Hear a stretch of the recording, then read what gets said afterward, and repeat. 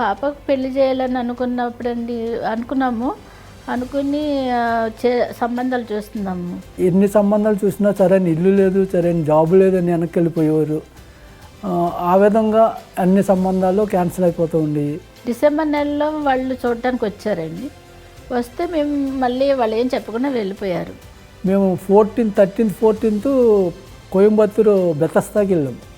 బెతస్దాకి వెళ్ళి ప్రేయర్ చేసుకున్నా. అక్కడ బెతస్దాలో ఉన్నప్పుడే మాకు వాళ్ళ దగ్గర నుంచి కాల్ వచ్చింది. ఎంగేజ్మెంట్ చేసుకుందాము వాళ్ళని డేట్ అని చెప్పారు. 22 జనవరి ఎంగేజ్మెంట్ జరిగింది. పాప మ్యారేజ్ చేసి పాప మ్యారేజ్ అయిన 6 monthsలో మళ్ళీ బాబు మ్యారేజ్ చేయగలిగాం. అన్నీ కూడా ఇల్లు కొన్న తర్వాత ఇవన్నీ కూడా మాకు అద్భుతంగా జరిగినాయి. జీసస్ కాల్స్ మినిస్ట్రీ ప్రేయర్ల వల్ల, వాల్దెన్కర్ గారి ప్రేయర్ వల్ల ఇన్ని అద్భుతాలు జరిగినాయి. పాప మ్యారేజ్ అయింది, బాబు మ్యారేజ్ అయింది.